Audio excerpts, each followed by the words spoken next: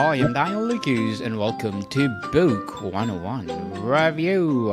Book 101 is all about the books that I've read for the last 40 years. And today I have my special guest. She's my feature author of the month of March, award winning and best selling author, Miss Angela Henry. Daniel. Hi, everyone. Welcome back, Miss Angela. And as usual, can you please introduce more about yourself? I am Angela Henry, and I'm the author of mysteries, thrillers, and urban fantasy. And I'm happy to be here. Thank you, Daniel. Yes, and yes, thank you so much for being my feature author of the month of March and looking forward for more and more and more empowering books and of course award-winning and best-selling novels. So for this episode, Miss Angela, let's talk about your journey being self-published, traditionally published, and become a hybrid author. What is your first experience with traditional publishing like? So, my very first book in my Kendra Clayton mystery series, I have a series where I have a teacher who solves crimes in her small town in Ohio. And the very first book in that series was traditionally published. I remember it took me probably, let's see, I finished that book probably in the late 90s, but it took till the mid, like 2005 to get published. I found a publisher for it. It was a mid-sized publisher. It wasn't like one of the big New York publishers, but it was a well-respected, smaller publisher out of Washington, D.C. And they offered me a 3-book contract. It was a direct submission. I wasn't agented at the time. And the editor, I remember she called me. She said she read my sample pages on the subway on her way home. She really liked them. Wanted me to overnight her the rest of the book because this was way back. I'm going to date myself here. This was way back when everything was done by regular mail, what they call snail mail. Nothing was done, online. Now we do everything with email attachments, but that wasn't the case back then. You had to photocopy everything, stick it in a box, and then mail it to New York. So that's what I had to do, and I overnighted her the rest of the book. And that was like maybe 2 weeks before Christmas. And then after the first of the year, she called me and told me that she really liked the book and she wanted to offer me a 3-book contract. And I was thrilled. My first book in that series came out in May of 2005. It's called The Company You Keep. And I went on to, by the time my second book with this publisher came out, they had been acquired by a much larger publisher. So by the time my third book came out, they had offered me a second 3-book contract.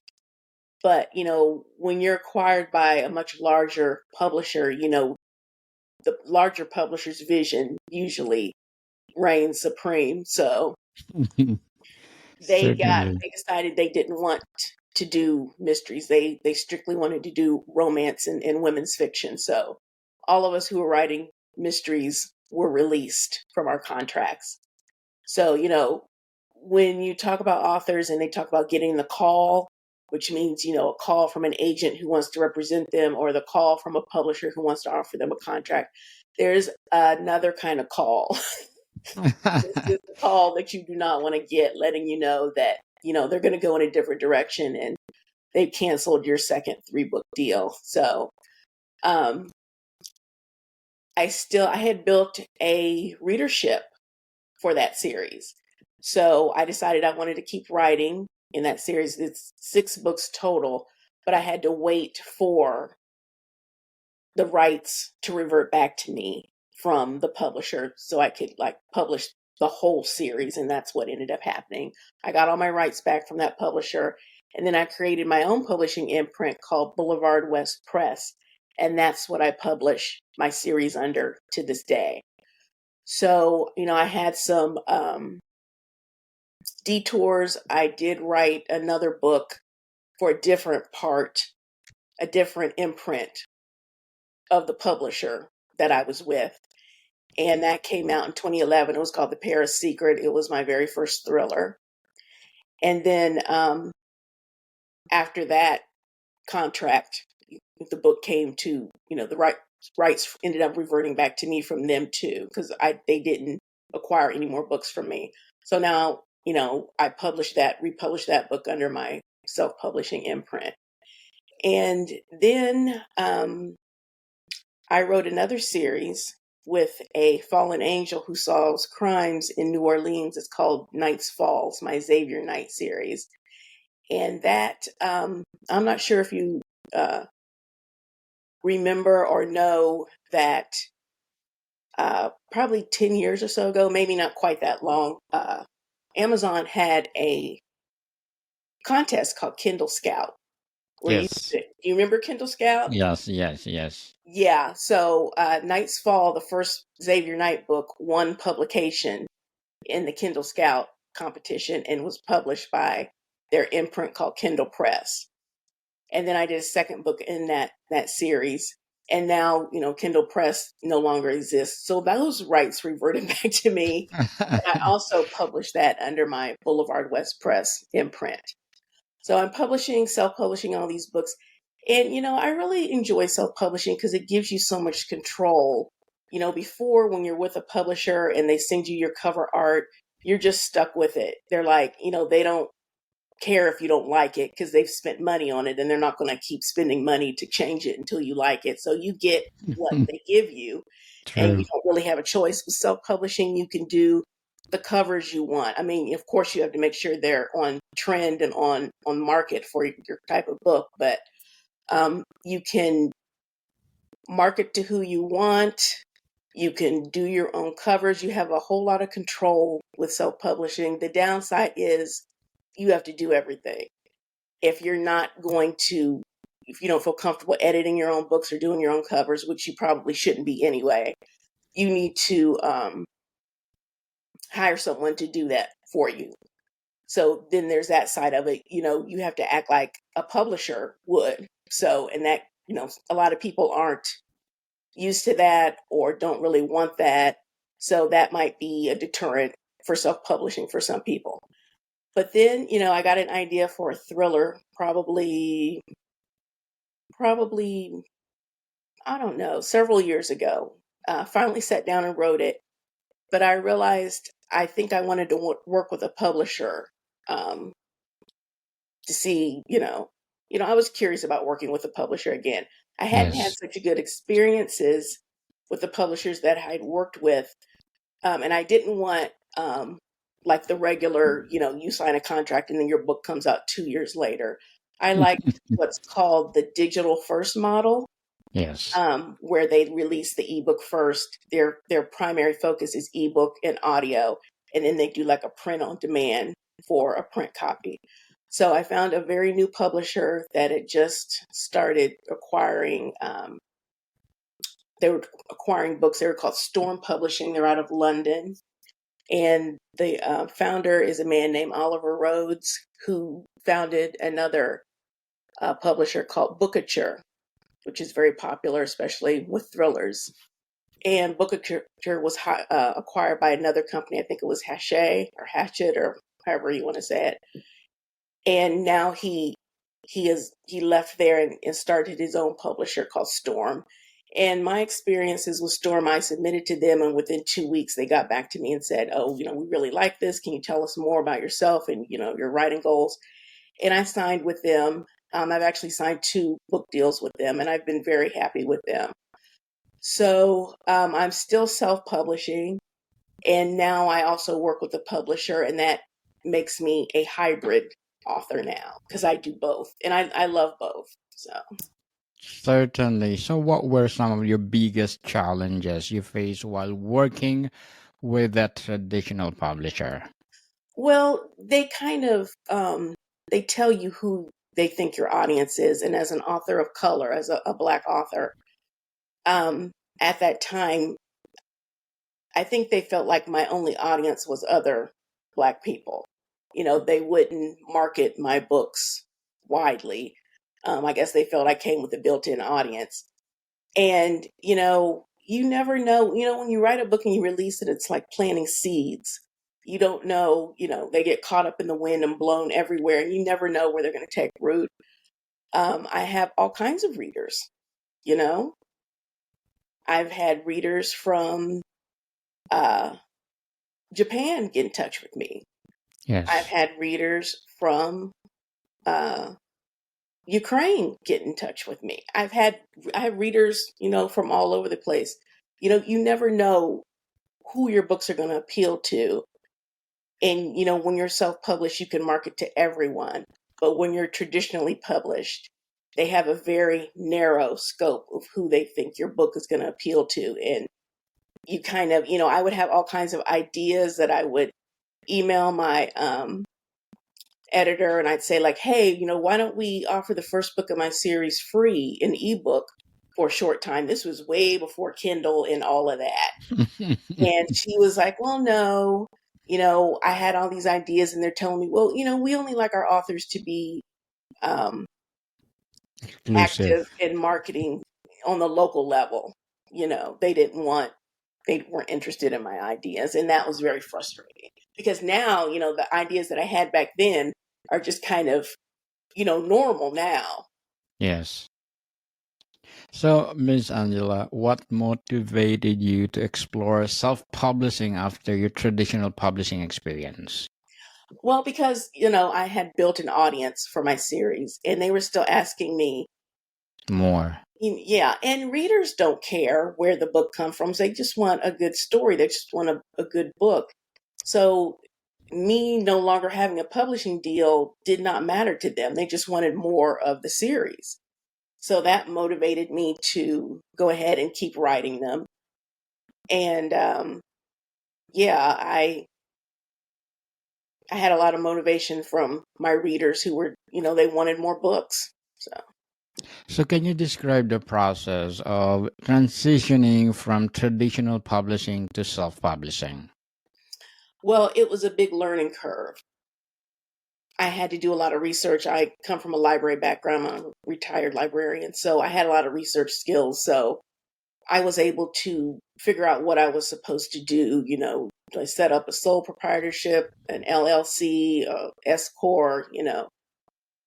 Um, then I had to learn about formatting the book because writing the book when you're a self-published author is the easiest part. You've got to format it, and then you've got to figure out what retail stores require.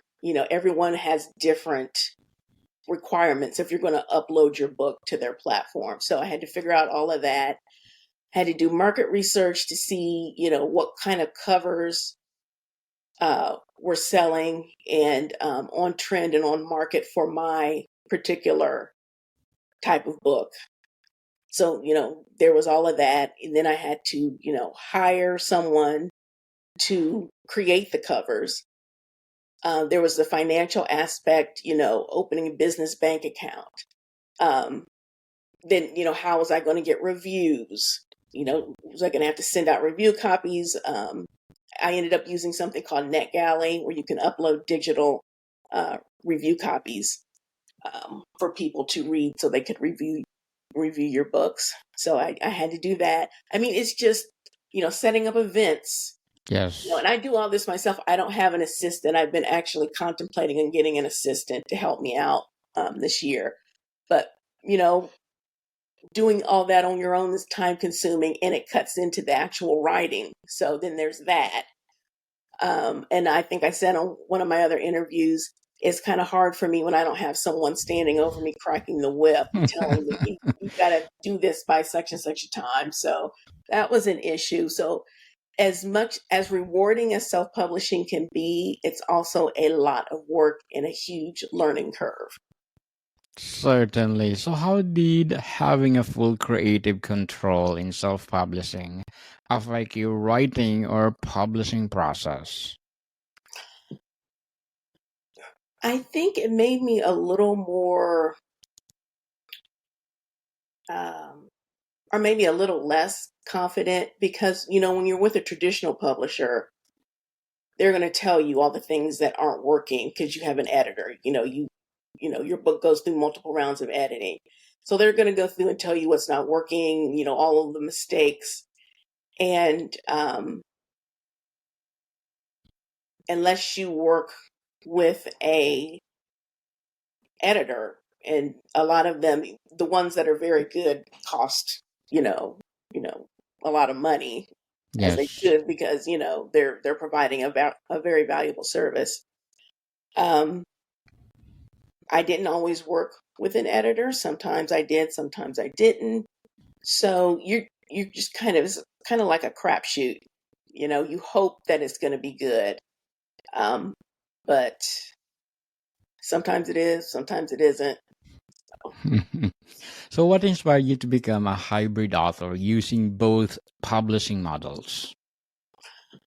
Um, like I said, the fact that I didn't have a contract that I had to provide books for, like, you have your deadlines baked into your contract. You got to have the first draft at a certain date, and so on and so forth.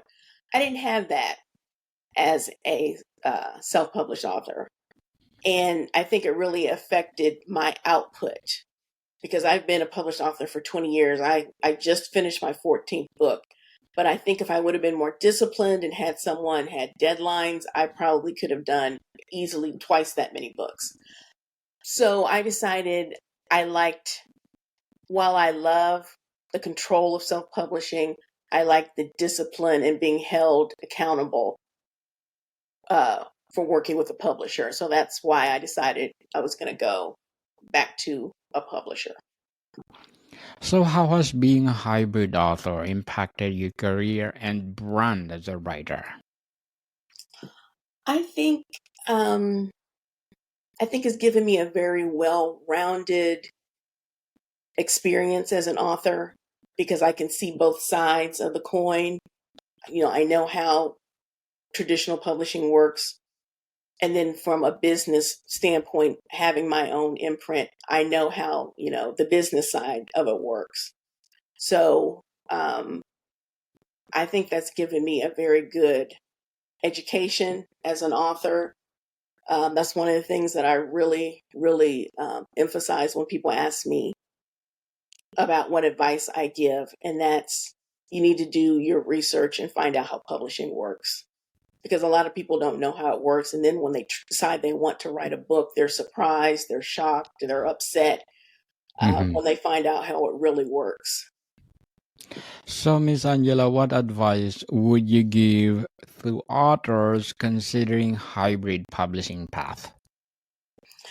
I would say sit down and figure out what kind of publishing experience you want from the traditional publisher, why you want to be with a traditional publisher.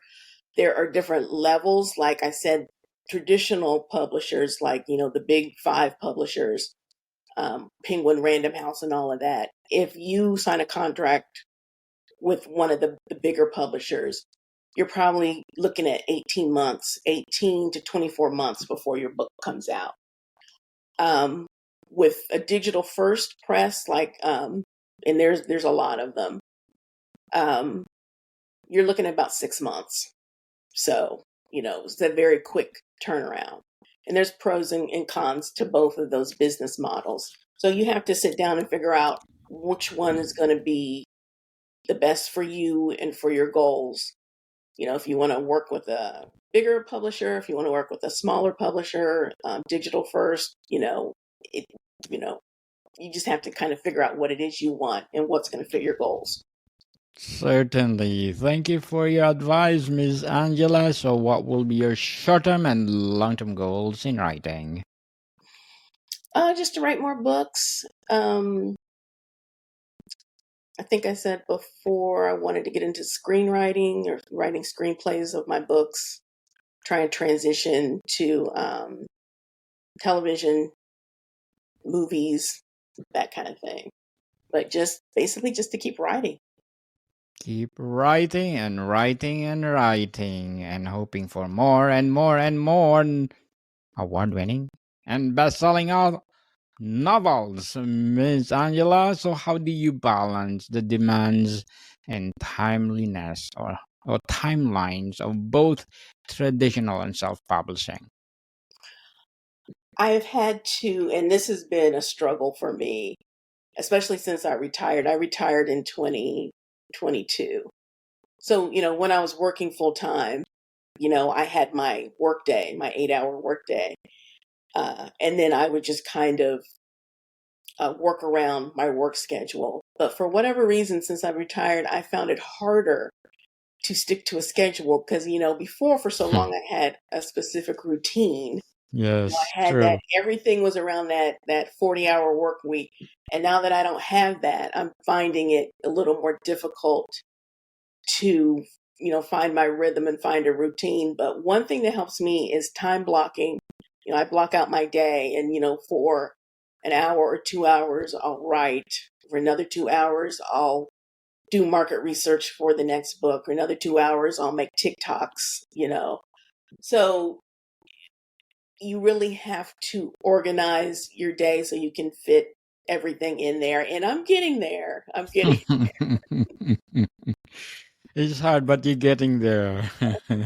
So, have you noticed a difference in how your hybrid career is perceived by readers or industry professionals? I don't think they care. Like I said, I Yes. don't think as long as they're getting the stories they want, as long as they're getting the books that they like, they don't care where it comes from. They don't care if it's self-published. They don't care if it's traditionally published. And a lot of readers just don't even really know, you know, whether you are or not. They just want a good book. So I don't really think it's really impacted me at all. The only thing that might is like when the times I've submitted for different like events and things, and they'll see that I'm not with, because my books aren't typically in bookstores unless the bookstore specifically orders them.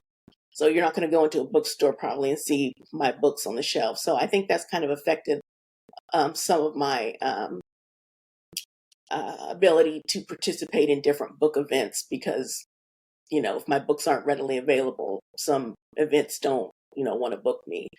But other than that, I haven't really seen a huge difference with it. Certainly. So, Miss Angela, before we wrap up our discussion for today, I'm inviting you to please do listen to my other podcast, Food 101, in its fifth season, people. Fifth season, which have Alessandro, one of a specialty chef in one of the five-star hotel in downtown Toronto. Please do listen to our latest episode. We are reading our letter senders all over the world. So please do listen, Food 101, wherever you listen your podcast. So, Miss Angela, looking back on your journey, is there anything you would have done differently? Write more books and start sooner. I didn't start writing my first book till I was in my late 20s. If I had it to do all over again, I would have started writing in my teens. I mean, I wrote short stories in my teens, but I would have tried to write my first novel sooner. Um, and also, I've had patches where I haven't written at all. So I wished I'd written more books. You wish. But anyway, write more books, Miss Angela. Award winning and best selling author, Miss Angela Henry, my feature author of the month of March. So, can you please invite our listeners to support all your books?